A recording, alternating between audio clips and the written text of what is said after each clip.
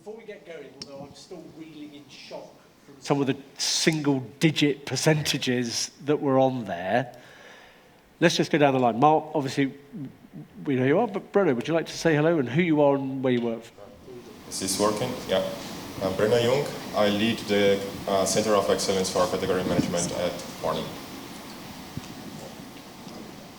Hey everybody, my name is Andrew Speck. I'm with Cirtuo. I run our US business. Really happy to be here and see you all. Hi, I'm Ganga Siebertz, VP for Customer Success with Cirtuo. I'm enjoying my role. Prior to that, 14 years with the Coca-Cola Company and many other global organizations. During COVID, I wanted to be a woman of leisure. It didn't last more than 3 months. Here I am having a lot of fun. I think, yeah, right. Right, I'm going to do an unscientific straw poll. In fact, I'm going to do 2. Based on the numbers from the survey, and I know there's some 100%ers out there, so who would consider themselves, what were the 3 definitions? Starters, improvers, and leaders. Okay. Who considers himself to be a leader? Who recognise those leader figures on the bar charts? Hands up, come on, be brave, be brave. Okay? Improvers? I'm guessing most hands. Starters. Kind of cool. Except the starter figures were challenging, right? Second thing, I just want to sort of get the baseline on ROI. Who reports financial ROI, savings targets or something else? I'm kind of expecting every hand to go up here, or not. But loud and bold, get your hand up. Do you report? Okay, who reports anything connected with environment? CO2, water, blah, blah, blah. Hands. Who reports on diversity or CSR? Some but not all hands, and different hands. And who reports on any metric regarding team, well-being, health, numbers? Actually, that is encouraging. A few hands have gone up. Okay, so a good smattering. So we've got improvers and starters, and we've got a mix of what we report. So there's our baseline. So I'm going to start, not with you, sir, because I'm not having you throw me again. I'm going to come to Ganga first, which is, look, particularly in your time from sort of Coca-Cola before, what do you understand by, or what was your understanding of ROI delivered by category management? I mean, if you were having a conversation in Coca-Cola 2, 3, 4 years ago, what would you have been talking about there? Yeah, I'm not going to be specific to Coke, right, but I also have like supporting 15 clients the past 2 years with Cirtuo, and I've learned tremendously. So I know people like it or not. We talked about value earlier, right? Very consistently. This is from my clients and also from my experience. ROI that's got tangible, intangible, but most focus is on what is my impact to my P&L. Rewards drive behavior. So the category manager is constantly trying to get to the savings target they have. Wonderful. I mean, that's honestly, you know. And then everything else matters, but most important for the CPO, you want to speak his language, is all about savings. Okay. Andrew? You, big experience before, so Molson Coors, similar industry. Is that your experience? It is, and one of the big things that I've noticed and working with many organizations as well is we talk about all these great value levers and new opportunities and how we're actually delivering things for the business. But at the end of the day, they always come back to us and say, well, what is the savings going to be, because that's what we have to report. So it's a challenging thing to overcome when most of the time we're not even discussing it, but that's one of the biggest things that actually gets looked at. Okay, now I'm hoping we're not going to go for a 3 out of 3 here. Breno, different industry altogether. What's your ROI? Very clearly the expectations of ROI when we are talking about it, and especially previously or pre-investment is, okay, I will invest X, how many X's will I get after that, right? I believe in category management is a little different. Did I listen? Sure? Yep. especially when you see it after, right? And especially when we are living in the days we are living, right? How can I compare my return of investment if I'm comparing post-pandemic numbers versus pre-pandemic numbers, right? It is not a measure, it is not a KPI at all, right? Have we survived the pandemic in a better shape because we have category management? Very likely. Are we now in a better position because we have category management? Very likely, but still, how can I put numbers after it? Very challenging. Okay, and last but not least, Mark, obviously, we've seen the survey result, but actually, if you just take it more broadly across, I guess, your clients, are we echoing that, or are you seeing the shoots of growth in other? I think there's more focus on cost savings in the US than elsewhere, would be my geographical view on it. Right.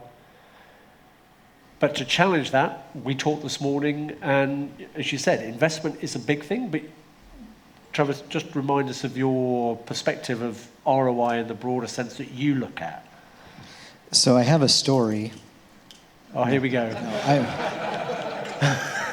I'm kidding. I would reiterate what I said earlier, though. I do think for us it's those three value levers where we look at the governance and then productivity gains and cost savings. Not in that order, but they're all important, but it depends on what pain point we're really trying to solve.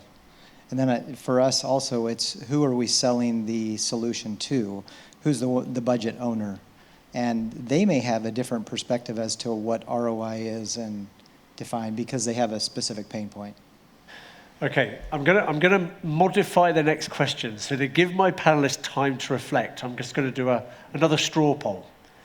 How many of you report spend under management or spend under category strategy? Spend coverage? Lots of people. Okay. How many of you report strategies that address environmental targets or strategies that address diversity targets or fewer hands? Okay, so here's a question. Do you or have you observed that if we want to move away from focusing just on ROI as being financial, that actually by setting ourselves up to talk about spend under this, spend under that, we actually need to shift the axis, so we're looking at strategies that cover or strategies that address. And I'm going to start with you, if I may, Travis. I mean, what's your observation on that? We almost kind of fix what we report on because of the language and frameworks we use to measure stuff. It's always been spend something. What's your take? Yeah, so two thoughts. The first is I don't think that it's not poor or bad to start to focus on spend under management or category strategy under management or that number of spend, because that gives us a baseline to be able to look at. It was interesting, though, too, recently as we were resetting KPIs for this year, we rolled up for our technology platforms across all of them, not just one in particular. They were all red for all of our markets. And someone said, that's a lot of red. And I'm like, well, that's okay.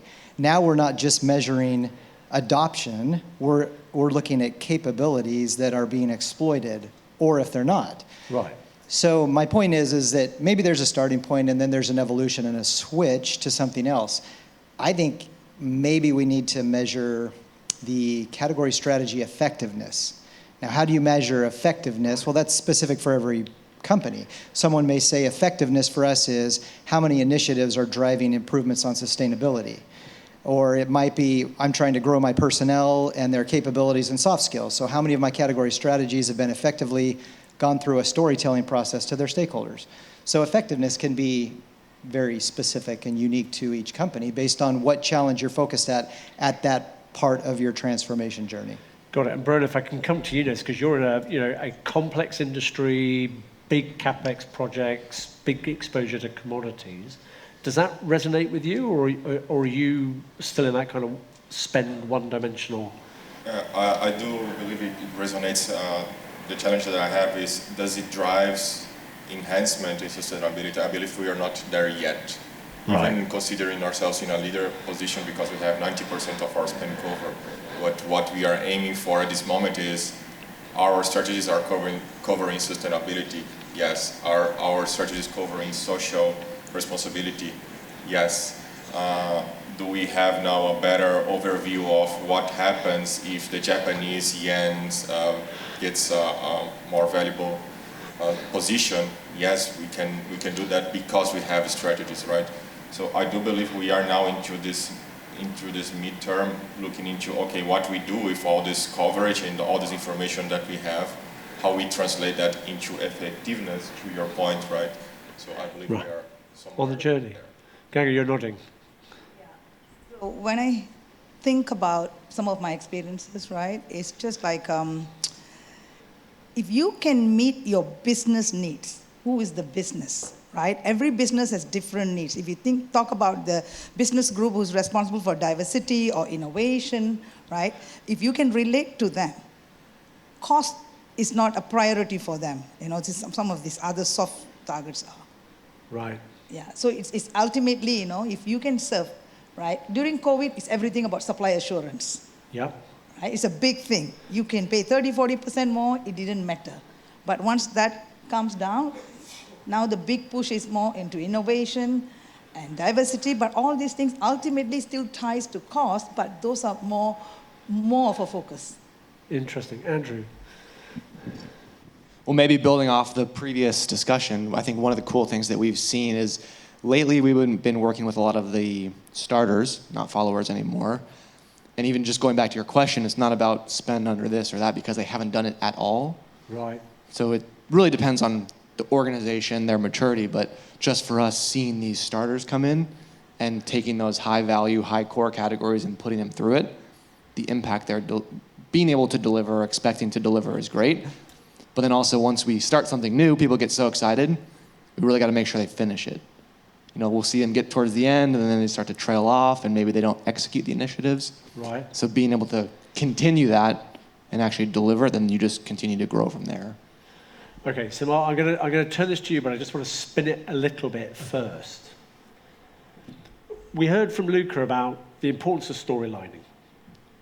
You have given us the shocking statistics that, you know, half the starters, no training whatsoever on behavioral or soft skills, that you've got 14% of starters capability and mindset, 7% get any engagement with stakeholders, and what was the killer one? You know, 8% said that their stakeholders wouldn't even understand what category management was in the first place. So given that picture and what we've just heard, how on earth can a starter company begin to tell anyone the value of category management if their leadership team don't understand it, their stakeholders haven't got time to talk to them, and they're not equipped with the skill sets to do it? I mean, where do you even start that? It's usually a new CPO. It usually is. And a new leadership team. That's what comes in, and they see the opportunity. They've been brought in. We've had a client recently. The guy's ex-Coca-Cola. He's come into a smaller organization that spends about $1 billion, and they're on the path. It doesn't take, you know, it's not rocket science to use that cliche, but you just need to be organized, and the thing is committed. Because if people do it, and Stefan said yesterday, if you do a half-hearted strategy that doesn't deliver results, then people just go, yeah, it's another time. And we've had clients who've implemented or tried to implement it 5 times before we've turned up. And they've done it in a half-hearted way. And they're not committed to it because they've not allocated time for people to do it. So that actually, you know, that split of saying you're doing strategy work over here, and either you put half of the team doing it or 40% of them doing that. And that's a big move, and it's a bold move. But some people have done that, but it takes a leadership person who's come from a big organization who says, I know how it works, and that they convince the C-level that it's going to happen. Right, okay, well, I'm going to take this down the line because I can see the nodding, but leadership, is that the key then to transformation? Is sort of getting category management to deliver a result broadly? I see the situation that we are living right now is procurement as an organization is being put to approve, right? We have to provide value, but one of the trendy words that we have right now is resilience, right? So We have to be resilient, right? The world is shaking, it will shake us. How we keep standing, right? And I do believe one of the answers for that is because we have proper category management. It's because we have a strategy. I can better react and I can survive through this wave, if we might call it this way, is because we have that. So I do see a very strong connection into resiliency and having a proper strategy in place. Right, so if we combine those two things, for starters particularly, leadership is going to begin that foundation because that foundation actually gives you resilience. Are you observing that in the companies you're working with at the moment? Yeah, for sure. We're seeing it. And of course, the big thing is that leadership to push it to start and having some of that motivation up there. But what I love to see, and we've been seeing, I think, lately, is just starting small. A couple categories here and there, drive some real excitement within the organization and have it organically grow from there. And having others say, oh, I want that too. And almost building that champion level within the user group that supports the leaders, and that's how we continue to grow it. Yeah. So just to add to what Andrew was saying is, what I have observed is, if you choose the right categories, that's going to drive the biggest value. That should be a good starter. So success builds success like this. If you go and choose categories that's so difficult, right, everybody says, there goes category strategy, right? Yeah.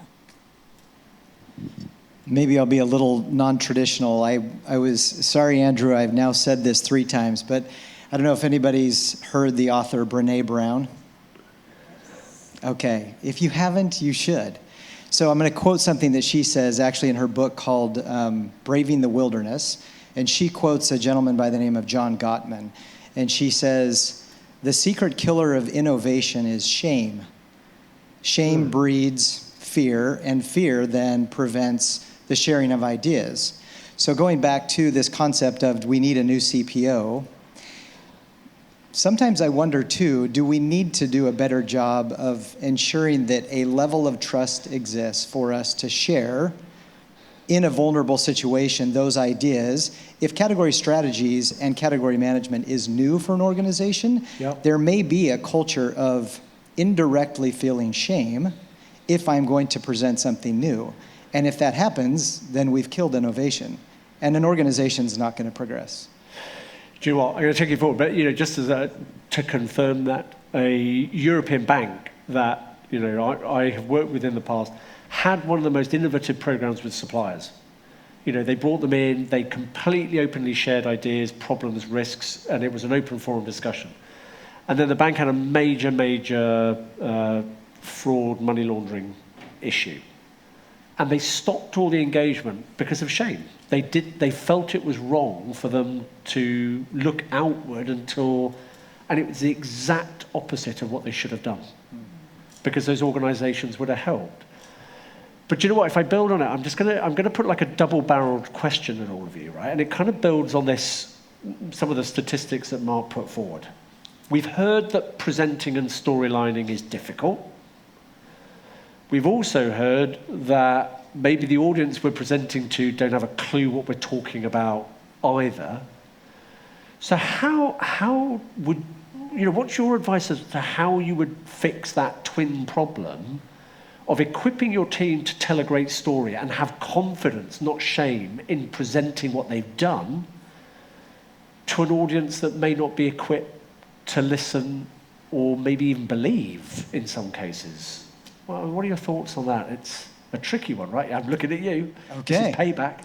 Okay, I am going to tell a story now. Hey. Okay, so sorry, all my stories about my children are always with my second child.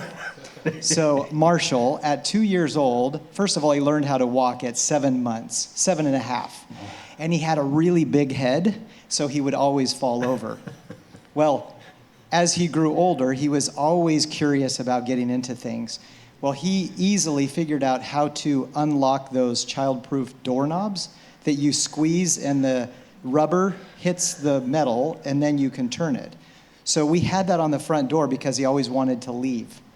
So he figured out how to do that. So then we put in one of those things up high on the door, the little latch that you had to, the old school, lift it up and move it, and then you could open the door. Well, he put pillows up on a chair and lifts the latch and moves it over and left. And we were always trying to keep him in. But maybe in the perspective, I should have just figured out, how do I go with him along the journey instead of trying to control and contain? And we've lived a life as sourcing professionals in a very regimented way. I think the start of it is go along with some of these people to do something different and listen to their voice. That obviously then allows for the ideation and the overcoming of shame, the introduction of vulnerability, and maybe new ideas for your culture becomes more prevalent. Wow. So with many of the category managers that I've been coaching, all what's needed is a little bit of motivation. They already know, they know their content very well. They are so confident, but then going in front of their leaders. So if you just help them a little bit, to boost that confidence, say, look, what are you delivering, right? Focus on that, right? Everything else will flow. So if they know what they're truly delivering and they speak about it, and then now they have an opportunity to show the leader what they're capable of, then it's, then they feel like very comfortable presenting. Just giving a little coaching. I'm going to combine those two stories because I was training one of our clients, and it was in a one-to-one, and the lady said to me exactly the same thing. She said, I am just terrified of going up and presenting my category strategy. I have no voice, the rest of it.